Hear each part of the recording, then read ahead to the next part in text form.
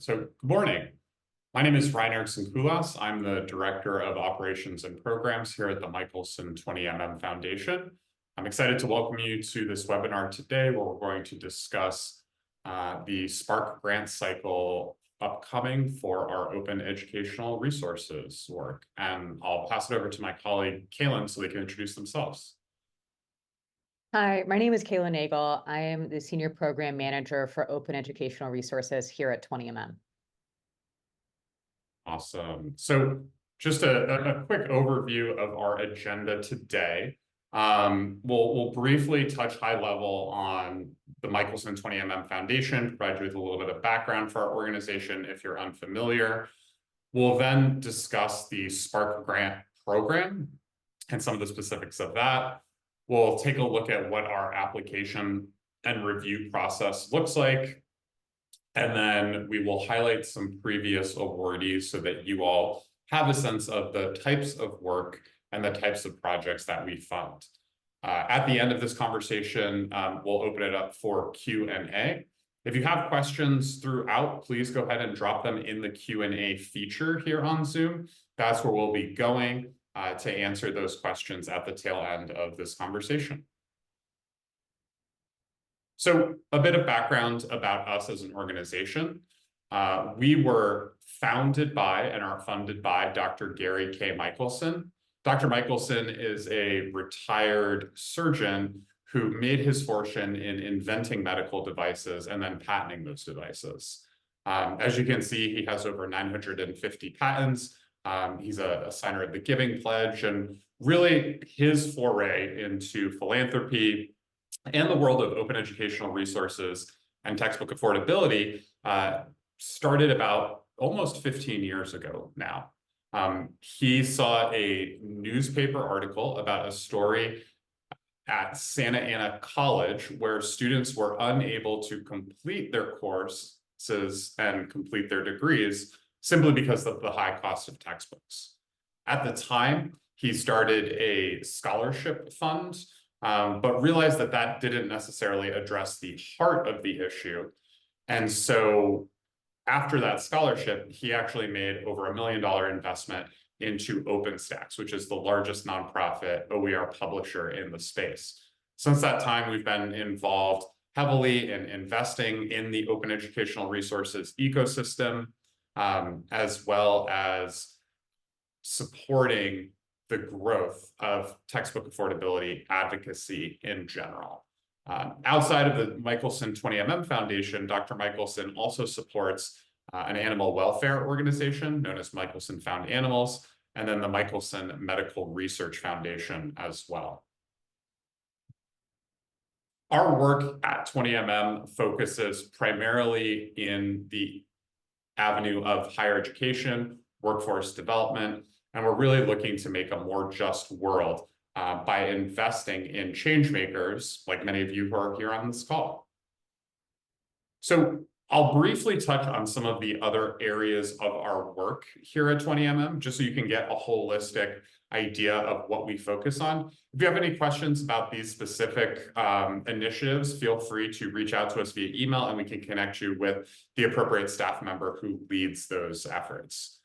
The first one I'll touch on is the Michelson Institute for Intellectual Property, or MIIP. As I mentioned, Dr. Michelson got his fortune in inventing medical devices and then patenting those devices. And so he's very passionate about bringing IP education to the masses. So that way students, entrepreneurs can capitalize on their IP similar to how Dr. Michelson did. We have a suite of resources, a textbook, course modules, videos, etc., that we integrate into curriculums across business schools, inventor spaces, maker spaces, to again provide that knowledge in and around what the IP system in America currently looks like today. The other area of our work that I'll mention is our impact investing work, and we do that through our Michelson Impact Ventures vehicle. There we are making targeted investments in for-profit companies that generally align with our mission and core values. Right now, the ed tech as well as the pet care space, given Dr. Michelson's other foundation is focused on animal welfare, is where we're most heavily invested. A good example of this is a company called Equity, which I think has since rebranded as Beam. They are focused on effective distribution and deployment of emergency student aid funds to students. So giving campuses a solution that will allow students to get those funds faster and by proxy then be able to be successful within their higher education, or more successful than they would have been if they had delays on those emergency funds. And then I'll briefly touch on the three other initiatives that are focused in and around sort of higher education workforce. The first is probably our initiative that is least focused on higher education, but that is digital equity. This came about through the pandemic when so many students, so many individuals had to go to school from home online, go to work from home. And I think, that really heightened the digital divide that exists in the state of California. And so our digital equity initiative is looking to bridge that digital divide for Californians across the state, provide them with access to high-speed broadband, ensuring that they have access to devices as well as the digital literacy skills needed to be successful in today's economy. Our Smart Justice program looks at the intersection of the higher education system and the criminal justice system. We support organizations that provide opportunities for both currently incarcerated individuals and formerly incarcerated individuals to pursue higher education pathways or to pursue workforce pathways. And then the Student Basic Needs Initiative is focused on reducing the barriers that students have when it comes to persistence and graduation, particularly around basic needs, food, housing insecurity, etc. One of our focus areas there are pregnant and parenting students, and we have a whole program of work built out around supporting that specific subpopulation.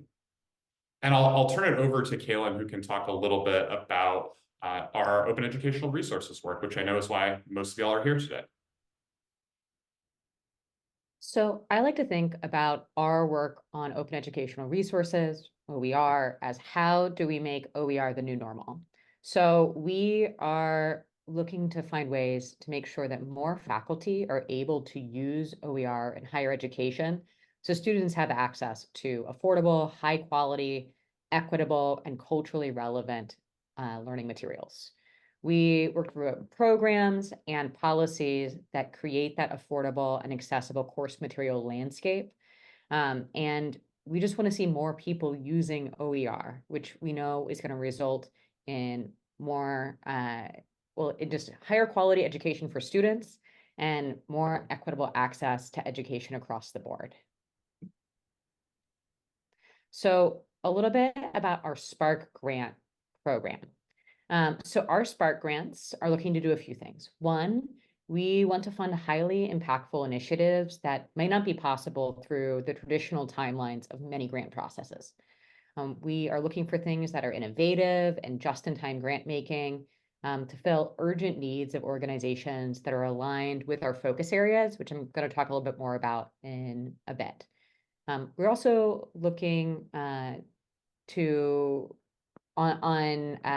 so we get back to folks within 6 weeks of the call for proposals closing. So it is that a little bit of a tighter timeline than a lot of grant processes out there. And then the timeline for this cycle is going to open up February 26th and close March 11th. A little bit more just around the numbers. We typically get about 30 proposals total for the OER program. We advance about 15% or 15 of these rather, and we typically fund 3. So just to give you an idea of what it looks like on the back end. So a little bit about narrowing down of like who we're looking for. So we're looking for programs that are in US-based nonprofits or educational institutions. We want to support meaningful projects that resonate with those focus areas. We are looking for opportunities that impact California primarily, but we also have opportunities for programs that have more of a national scope. And then we want to fund projects that are scalable solutions that have a broad impact across the state. We know that there is a really big need to fund content creation with OER, but we're looking to leverage more systems change and kind of leverage that side of it. So we're not looking to fund the creation of content at this time. And given the size, scope, and complexity of securing funding, we welcome proposals where there's multiple funding streams, or maybe this is part of a larger project. And then to talk a little bit about how we evaluate this work. So there's a few different things we look at. First, we look at if things meet that baseline criteria. Is this based in the US? Is this a nonprofit, or is this a educational institution? Then we check to see if the project aligns with the focus areas that we're going to lay out. We try to look for the impact and the scalability of the grant and how we can measure that impact. And then we also want to make sure the projects have some long-term sustainability or that long tail of impact. And it's always great when something is scalable. So a little bit about the grant themselves. The grant ask is up to $25,000. It would cover contained specific milestones for that area. And then we're looking for things with inflection points as a milestone, or maybe opening up new footholds in different areas. We're not looking to fund general operating expenses at this time, or ongoing inventory or general working capital, for example. And then getting into those focus areas. So this is that second point of alignment.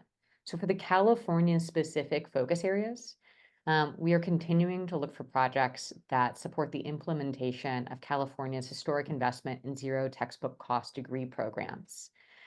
So these would be things that focus on capacity building, professional development, and scaling of OER marketing within the California community college system.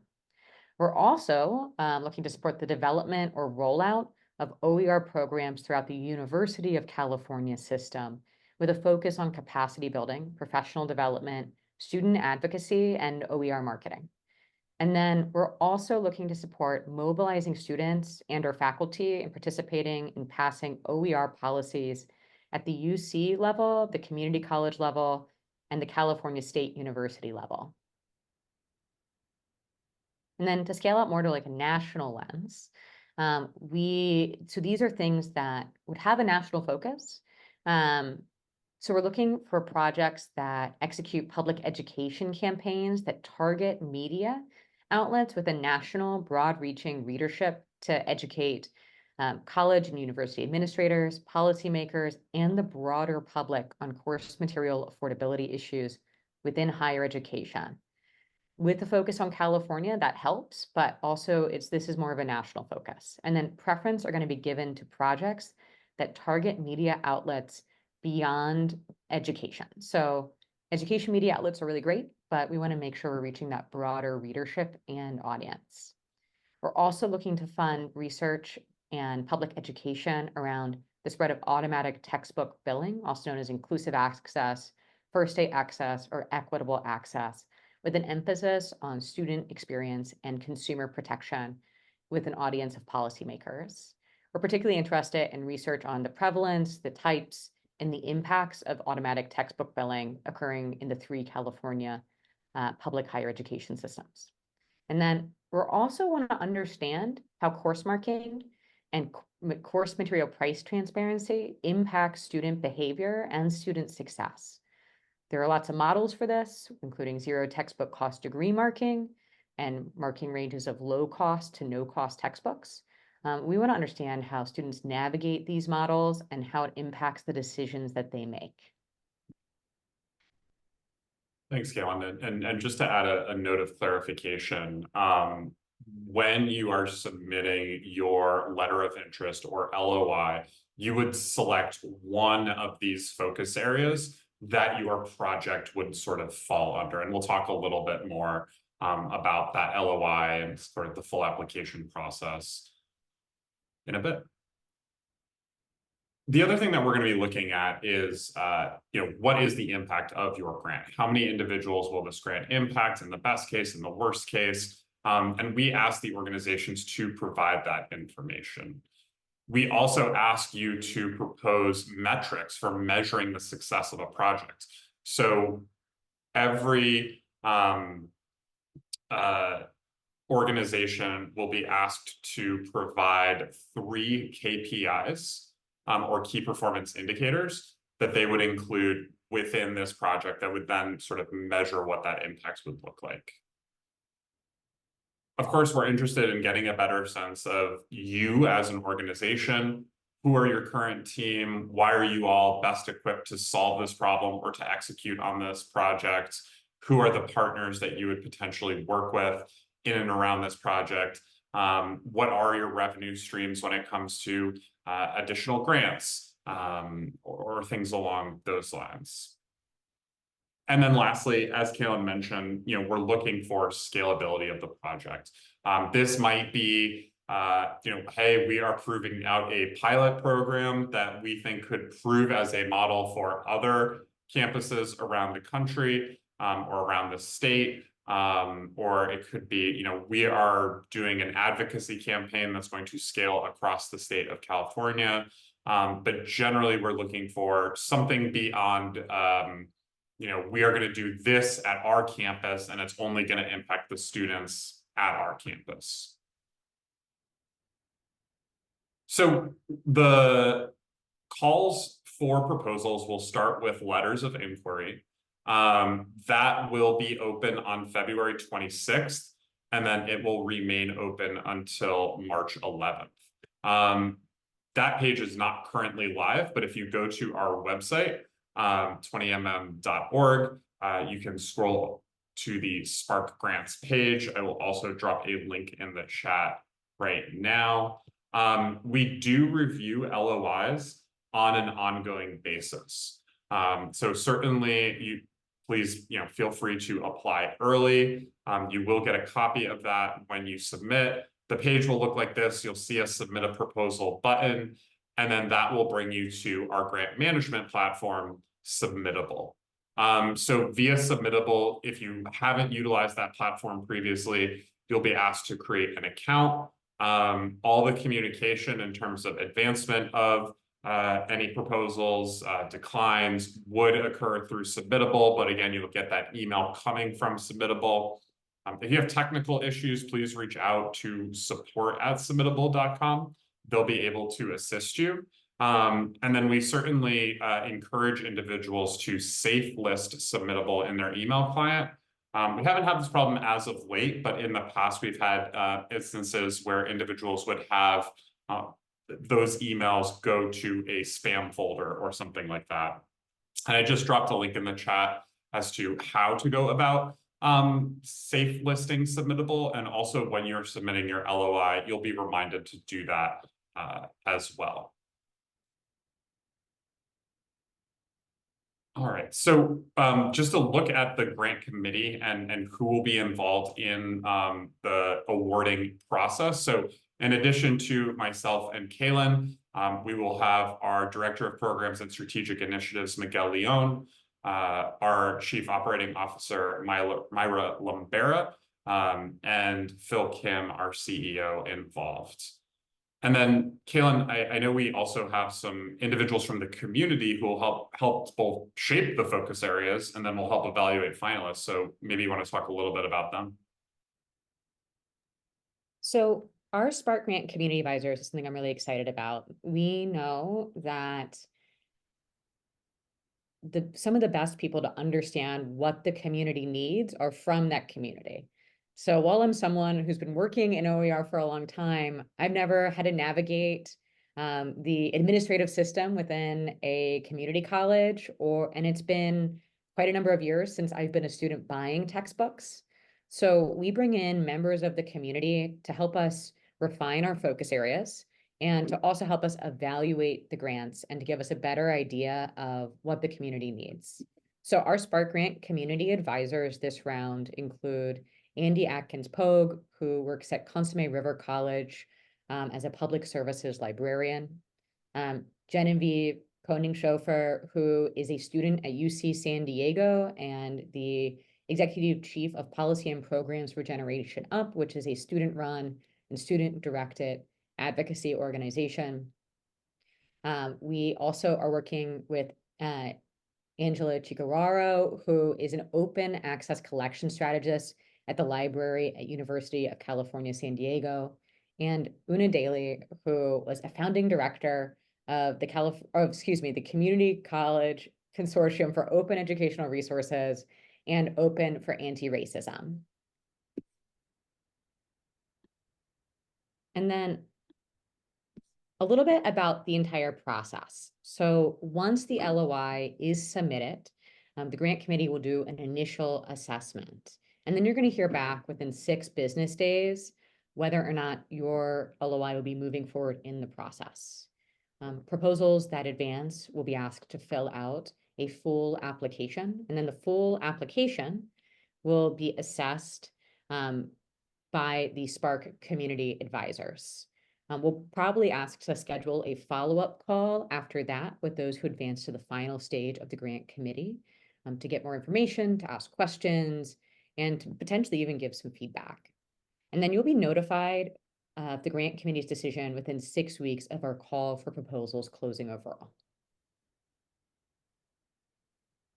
So this kind of walks through what the process looks like in a linear fashion. So again, LOI received, move forward or doesn't, full application, reviewed by Spark and community advisors, finalist call, and then the final decision, all within 6 weeks. And Kaylin, I know you shared this before, but just to clarify, generally we get 30 to 35 proposals via LOIs. We actually advance about 25% of what we receive to that full application. And then again, looking to fund 3, 4 proposals or so. The other thing that I'll mention is downloadable PDF copies of both the LOI and full application are available on our Spark Grant website currently. So if you go to that link that I dropped in the chat, you'll be able to download those and see the majority of our LOI and sort of the most important part is kind of a brief 500-word abstract on what the project would be. We do then ask, a bunch of other sort of more demographic information about your organization, the communities you serve, et cetera. But again, that real meat and potatoes is 500 words around what your project is looking to do. So here are some examples of projects we've supported with a Spark Grant in the past on the OER side. So the first one I want to talk about is one from US PIRG, or the US Public Interest Research Group. Can we just move once? Perfect. So US PIRG Education Fund is an independent, nonpartisan group that stands up to powerful special interest to protect consumers and the broader public. We granted them a Spark grant to analyze the contracts between institutions and textbook vendors to understand what was going on behind automatic textbook billing, also known as inclusive access, which is currently spreading throughout higher education. And it gave us a much deeper understanding of some of the fine details in those contracts. Another group that we were able to fund was Spark. Spark is a nonprofit advocacy organization that supports systems for research and education that are open by default and equitable by design. So our grant funded the creation of inclusiveaccess.org, which is a resource for students, educators, and administrators so they can get a full picture of the impact of automatic textbook billing. It includes resources from questions you should ask during negotiations, to things like a textbook contract library, so people can kind of see what's going on in the broader context. So I saw a question about capacity building in the chat, and I think that the Creative Commons boot camps are a really good example of some of the capacity building work we funded. So Creative Commons is a nonprofit organization that helps overcome the legal obstacles to sharing knowledge and creativity to address some of the world's pressing challenges. They create licenses that allow people to share and make sure that creators can share their materials in the way that they want. These types of Creative Commons licenses underpin much of the open educational resource landscape. They're open very often because they have a Creative Commons license of some sort. So Creative Commons teamed up with the Academic Senate for the California Community College and did 2 separate week-long boot camps that certified faculty in Creative Commons licensing. So that they can have a deeper understanding of the licenses that underpin OER. We had one in the Bay Area in January and a second one in Southern California in this past December, where I think almost 40 faculty received certifications or rather earned certifications in Creative Commons licensing. And then another example of capacity building, the American Association of Colleges and Universities is a global membership organization that advances the democratic purposes of higher education. So they run a series of institutes over the course of the year, one of them being an Open Educational Resource Institute, where participating colleges develop a team to create an OER plan for that institution.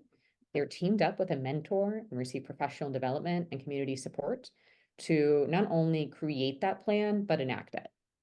It takes place over the course of a year, and we were able to fund 5 California community colleges to participate in the 2022 cohort of that OER Institute.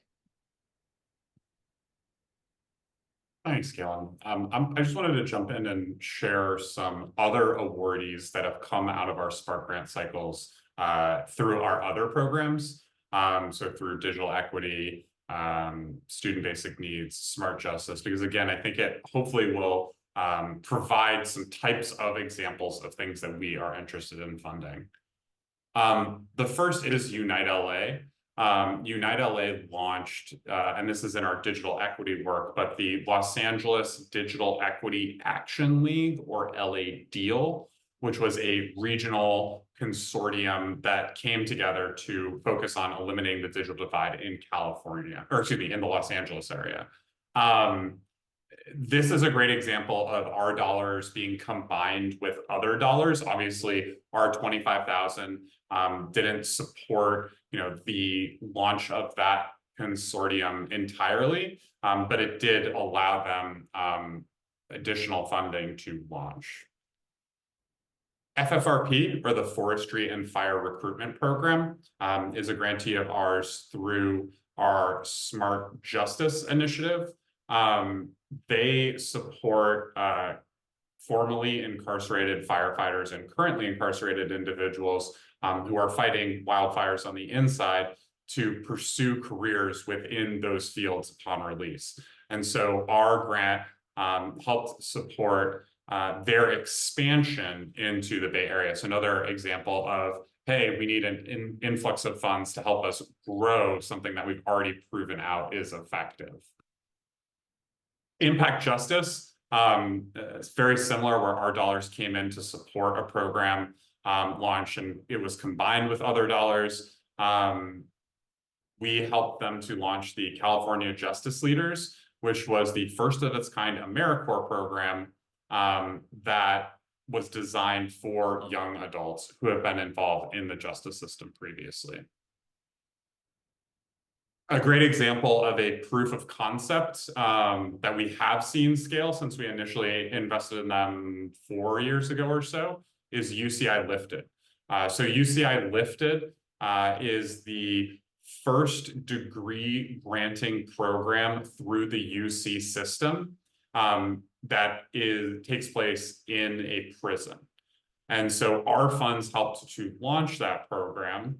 And then just this year, we actually supported the launch of UCR, or UC Riverside Lifted. So again, supporting that initial pilot that was then proved out to be successful, and now we're seeing that methodology scale across the state to be able to provide impact. And then the last one that I'll mention is Cal State Long Beach. We supported their development of a best practice model for family-friendly campuses. So essentially putting together training materials, toolkits, et cetera, so that other CSU campuses could learn from the successes and the challenges that CSULB has had in terms of making their campus more friendly to pregnant and parenting students. This also kind of launched our work into pregnant and parenting student space overall, where now we're much more deeply involved in thinking about and advocating for that. So that was our presentation today. If you have questions specifically, we have time now to answer them, so please feel free to drop them into the Q&A chat. Also, if you're interested in connecting with us, our email addresses are listed here on the screen. I think Kaylin will certainly be your go-to person in terms of, hey, does this fit under the focus area that you all have outlined? We always want to save in you all time. We know that the work that you're doing is very valuable, and taking it up to write grants sometimes is not. So if we can have a quick email back and forth where we say, I don't think this is exactly the right fit for us, or conversely, hey, yes, this is a great fit. By the way, please be sure to include information X, Y, and Z so that we have a holistic picture. We're always open to that. Kaylin, I know you also are open to scheduling 30-minute meetings to discuss. If you want to maybe drop that link in the chat as well, that might be helpful. I did see an earlier question that I know we marked as answered around laptop access, which we know is certainly a huge issue. We do have a digital equity Spark Grant cycle open later this year, and I know there were some questions about those other programs that I mentioned, so I tried to answer those as much as possible. One thing I will highlight is in our digital equity cycles, we generally don't fund purchasing of laptops, purchasing of hotspots. And the reason is, if we were to do that, we would probably get dozens of organizations, schools, et cetera, applying for that. And with our limited amount of dollars that we're able to deploy, it just makes it very challenging to distinguish, whether campus A or campus B would be better equipped. So with that, I will jump into the Q&A. With the Biden administration's push for more transparency with inclusive access, is that going to change your focus regarding OER? I'm not sure if this is specific for our Spark Grant cycle or not, but Kaylin, maybe you want to talk a little bit about how this would impact, because I know we do have a focus area on automatic textbook billing. Yes. So I think it remains to be seen what the Department of Education is going to decide to do here. I think that it is very unlikely that automatic textbook billing will disappear entirely. And I think making sure that people know what their options are and have a good understanding of what protections can exist as a consumer in that space will continue to be important. I do hope that personally, that guardrails are put up and that I can spend more of my time focusing on building capacity for OER. But we're going to have to wait and see what the department decides to do. And then I also see a question around the timing of the announcement. We did announce this webinar about a month ago, and the closing of the LOIs will happen in about a month from now. But certainly appreciate that feedback, and maybe we can think a little bit more about how we can make this accessible for everyone.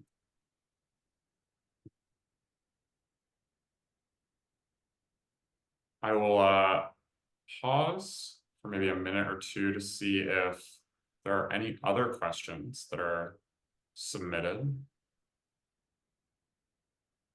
But otherwise, we really can't thank everyone enough for their time and attention today. This webinar was recorded. It will be sent out via email to all those who registered. You will also get the slides as well as PDF versions of the LOI and the full application. So that way you'll have those as well. And again, if you have any questions, please feel free to reach out via email, schedule 30 minutes with Kaylin.